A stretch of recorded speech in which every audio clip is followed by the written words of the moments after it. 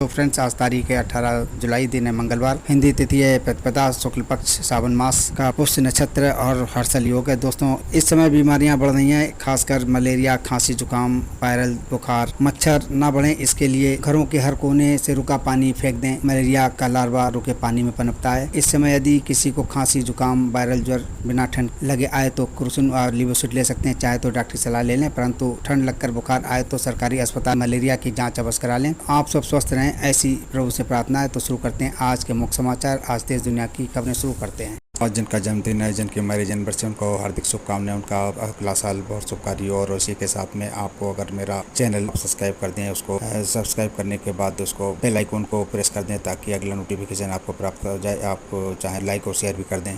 लोकसभा चुनाव से पहले किसानों के खेत की सुरक्षा के लिए मुख्यमंत्री खेत सुरक्षा योजना पूरे प्रदेश में लागू करने की तैयारी चल रही है। फसलों को छुट्टा पशुओं व जंगली जानवरों से बचाने के लिए कृषि विभाग के स्तर से तैयार की जा रही मुख्यमंत्री सुरक्षा योजना सोलर फेंसिंग केवल बुंदेलखंड में ही नहीं बल्कि पूरे प्रदेश में एक साथ लागू करने की तैयारी है। पहले इसे प्रथम चरण में केवल बुंदेलखंड में लागू किया जाने का प्रस्ताव था, पर अब पूरे प्रदेश में लागू करने के लिए 350 करोड़ रुपए का प्रस्ताव तैयार किया गया। जल्द ही कैबिनेट के सामने रखा जाए। लोकसभा चुनाव की गहमा गहमी शुरू हो गई है और ये समस्या पूरे प्रदेश में एक तरह से है। लिहाजा विभाग इस योजना को पूरे प्रदेश में एक साथ लागू करना चाहती है। सिर्फ बुंदेलखंड में ये योजना लागू करने पर 75 करोड़ रुपए खर्च होंगे। पूरे प्रदेश में लागू करने पर 350 करोड़ रुपए खर्च आएगा। इस योजना में खेत के चारों तरफ तार लगाए जाएंगे, जिसमें 12 वोल्ट का केंद्र दौड़ेगा। इससे खेत में घुसने की कोशिश करने वाले पशु व जानवर को केवल जोर का झटका लगेगा, वो मरेगा नहीं। पूरे सिस्टम सौर ऊर्जा से काम करेगा। योजना के तहत किसान को फिलहाल 60% तक अनुदान देने का प्रस्ताव है।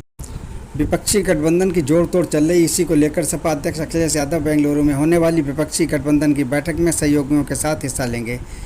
कांग्रेस ने सपा और रालोद के साथ ही अपना दल कमेराबादी को भी 17-18 जुलाई को होने वाली इस बैठक के लिए न्योता भेजा। इस बार अखिलेश के साथ सपा के अन्य प्रमुख नेता भी बैठक में शामिल होंगे।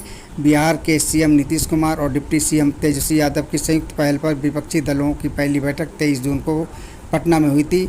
इससे सपा और कांग्रेस समेत 15 पार्टियों ने हिस्सा लिया था। दूसरी बैठक में मेजबानी कांग्रेस कर रही है। इसमें सोनिया गांधी भी शामिल होंगी। कांग्रेस नेतृत्व का प्रयास है कि भाजपा विरोधी सभी छोटी बड़ी ताकतें भाजपा को हराने वाले इस अभियान में शामिल हो, ताकि जनता को मनोवैज्ञानिक स्तर पर संदेश दिया जा सके कि भाजपा को हराना मुमकिन है। इसलिए फॉरवर्ड ब्लॉक और रेवोल्यूशनरी सोशलिस्ट पार्टी जैसे छोटे वामपंथी दलों के साथ भी यूपी में अपना दल कमेराबादी के नेताओं को भी आमंत्रित किया गया है। जयंत चौधरी का भी बैठक में शामिल होना तय बताया जा रहा है। इस बार अखिलेश यादव भी सपा के कई अन्य नेताओं के साथ इस बैठक में हिस्सा लेंगे, ताकि ये संदेश दिया जा सके कि भाजपा को हराने के लिए सपा इस विपक्षी गठबंधन के साथ पूरी दृढ़ता के साथ खड़ी है। इसके साथ पार्टी के पिछड़े वर्ग के प्रमुख चेहरे भी शामिल होंगे। इसमें पूर्व मंत्री व विधायक राम अचल राजभर व लालजी वर्मा, सपा के प्रमुख महासचिव प्रोफेसर राम गोपाल यादव और मुख्य प्रवक्ता व एमएलसी राजेंद्र चौधरी भी शामिल होंगे। अपना दल कैमराबादी के महासचिव निरंजन ने कहा कि बेंगलुरु में होने वाली बैठक में शामिल होने का हमें न्योता मिला है। हमारी राष्ट्रीय अध्यक्ष कृष्णा पटेल के साथ मैं भी बैठक में आऊँगा।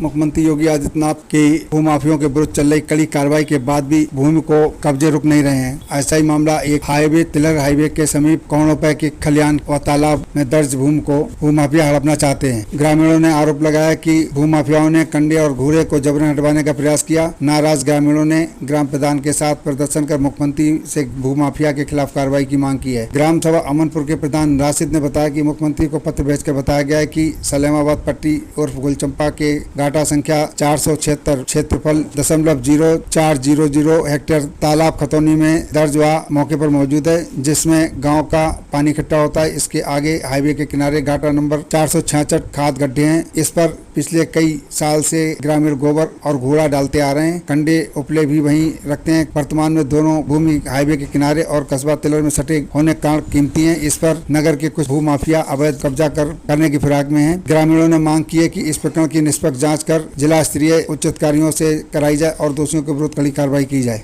शाहजहानपुर जनपद में एक ठगी का मामला प्रकाश में आया है। आयकर विभाग में आयकर निरीक्षक पद की नौकरी लगवाने के नाम पर थाना रामचंद मिशन क्षेत्र के मोहल्ला मिश्रीपुर निवासी ज्ञान बाबू व हरदोई जिले के आजाद नगर निवासी अजय सिंह के साथ लाखों रुपए की ठगी हो गई। एसपी के आदेश पर पुलिस ने सहायक अध्यापक प्रमोद कुमार व उसके पुत्र सहित 4 लोगों के खिलाफ मुकदमा दर्ज कर जाँच शुरू कर दी है। ज्ञान बाबू अजय सिंह ने एसपी को प्रार्थना पत्र देकर ठगी करने वाले के खिलाफ कार्रवाई करने की मांग की थी। एसपी के आदेश पर आरसी मिशन पुलिस ने केस दर्ज कर लिया।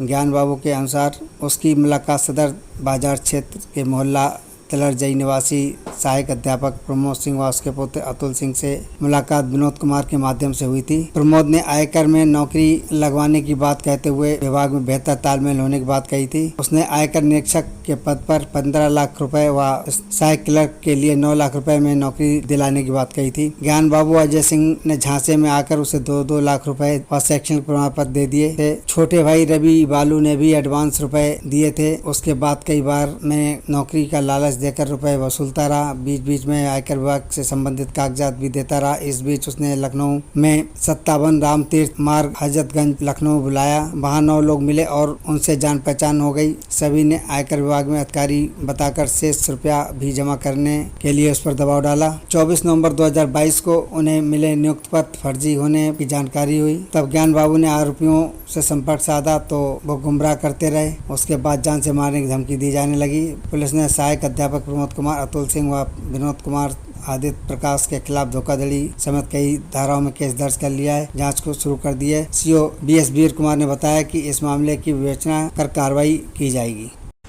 शाहजहानपुर के खुटार थाना क्षेत्र में एक महिला को सांप ने डस लिया। गांव मानपुर निवासी पेस्टिसाइड व्यापारी हरबंस सिंह चंदी की पत्नी हरजिंदर कौर 42 वर्ष की थी। 13 जुलाई की रात कमरे में कुछ सामान लेने गई।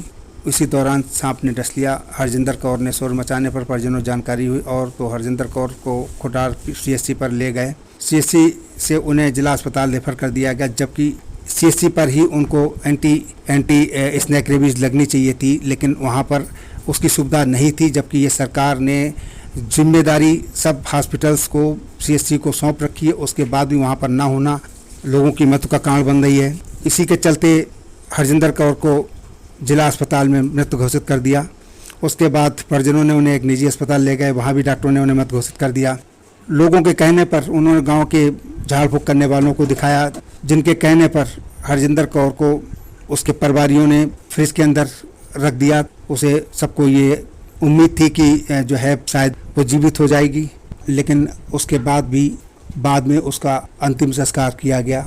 इस तरीके की घटनाएं हमारे समाज में जब तक होती रहती हैं, जिन लोगों को इसकी जिम्मेदारी सौंपी जाती है वो अपनी जिम्मेदारियों को सही से अगर निभाएं तो लोगों के इस तरीके की मृत्यु ना हो। अगर सीएचसी पर सरकार ने एंटी स्नेक रेबीज को रखा होता तो शायद हरजिंदर कौर आज जिंदा होती। परिवार में सदमे की स्थिति है। हरजिंदर कौर अपने परिवार में काफ़ी प्रिय थी, जिसकी वजह से उनको बचाने के परिवारियों ने पूरे प्रयास किए। उधर सूर्या हॉस्पिटल खुटार के डॉक्टर प्रदीप कुमार शुक्ला का कहना है कि जहरीले सांप के डसने वाली जगह पर दर्द, अकड़न, मांसपेशियां अकड़ जाती हैं, एलर्जी हो जाती है, त्वचा का रंग बदलाव, मांसपेशियों कमजोर और लो बीपी होने लगता है। लोगों को किसी भी झाड़ फूक के चक्कर में बिल्कुल नहीं पड़ना चाहिए, क्योंकि इसका इलाज केवल एक ही है कि एंटी स्नेक रेबीज अगर लगेगी तभी कोई भी इस तरीके से सांप काटा हुआ व्यक्ति बच सकता है। लोगों को अब झाड़ फूक से हट करके जो एक उपचार की विधि है उसको अपनाना चाहिए, ताकि इस तरीके की मौतों को समाज को न झेलना पड़े। योगी सरकार अपने 6 वर्ष के कार्यकाल में विकास के नए कीर्तिमान स्थापित किए। अपराध और अपराधियों के प्रति जीरो टॉलरेंस की नीति अपनाई गई। कानून व्यवस्था को सर्वोच्च प्राथमिकता दी गई। देश में बुनियादी सुविधाओं को सुदृढ़ किया गया। इससे प्रदेश में निवेश का बेहतर माहौल बना। यही कारण है कि निवेश कहीं और जाने की बजाय अब उत्तर प्रदेश में निवेश कर रहे हैं। वैश्विक निवेश सम्मेलन में 35 लाख करोड़ रुपए से भी अधिक के निवेश प्रस्ताव मिलना इसका प्रत्यक्ष प्रमाण है। अब यूपी सर्वाधिक एक्सप्रेस वे वाला राज्य बनने की ओर अग्रसर है। जहाँ जहाँ एक्सप्रेस वे बने हैं उन इलाकों में इंडस्ट्रियल कॉरिडोर भी स्थापित किए जा रहे हैं। यहाँ कई इंडस्ट्रियल यूनिट भी स्थापित की जाएंगी। इससे रोजगार भी बढ़ेंगे। केंद्र सरकार की वो अनेक कल्याणकारी योजनाओं के क्रियान्वयन में यूपी देश में अग्रणी है। प्रदेश सरकार स्वास्थ्य ढांचे को सुधारने के लिए जहाँ एक और राजकीय अस्पतालों को सुविधा युक्त बना रही, वहीं दूसरी तरफ मेडिकल और नर्सिंग एवं पैरा मेडिकल कॉलेज भी खोलकर कुशल मानव संसाधन भी तैयार कर रही है। कृषि क्षेत्र में सरकार की कोशिश है कि किसानों को आत्मनिर्भर बनाने के लिए रोजगार की नई राहें खोली जाएं। 6 सालों में कृषि एवं किसान कल्याण की नीतियों का किसान आर्थिक रूप से मजबूत भी हुए हैं। उत्तर प्रदेश देश का सबसे ज्यादा एक्सप्रेस वाला पहला राज्य बनने की ओर अग्रसर है। प्रदेश में 6 एक्सप्रेसवे चालू हैं, जबकि 7वां निर्माणाधीन है। वर्तमान में Yamuna Agra Noida expressway, Noida greater Noida expressway, Agra Lucknow expressway, Delhi Meerut expressway, Purvanchal expressway तथा बुंदेलखंड एक्सप्रेसवे का संचालन हो रहा है। इसकी कुल लंबाई 1225 किलोमीटर है। रिकॉर्ड समय में तैयार पूर्वांचल एक्सप्रेसवे और बुंदेलखंड एक्सप्रेसवे के बाद अब गंगा एक्सप्रेसवे तेजी से आकार ले रहा है। इस साल के अंत तक गोरखपुर लिंक एक्सप्रेसवे तैयार हो जाएगा। चित्रकूट लिंक एक्सप्रेसवे को भी प्रदेश सरकार ने हरी झंडी दे दी है। इसे बुंदेलखंड एक्सप्रेसवे से जोड़ा जाएगा। उत्तर प्रदेश सरकार एक्सप्रेसवे का जाल बिछाकर जिलों को आर्थिक रूप से मजबूत करने की दिशा में प्रयासरत है। एक्सप्रेसवे नेटवर्क न केवल सफर को और आसान और जल्द पूरा करने की दिशा में कड़ी है, बल्कि उद्योग, कारोबार और मंडियों को बढ़ावा देने का एक बड़ा जरिया बन रहे हैं। इससे रोजगार के लाखों मौके भी मिलेंगे। यमुना एक्सप्रेसवे 165 किलोमीटर लंबाई है और जबकि greater Noida expressway 25 kilometre, Agra Lucknow expressway 302 kilometre, Delhi Meerut expressway 96 kilometre, Purvanchal express 341 kilometre, Bundelkhand expressway 296 kilometre तैयार हैं, जिसपे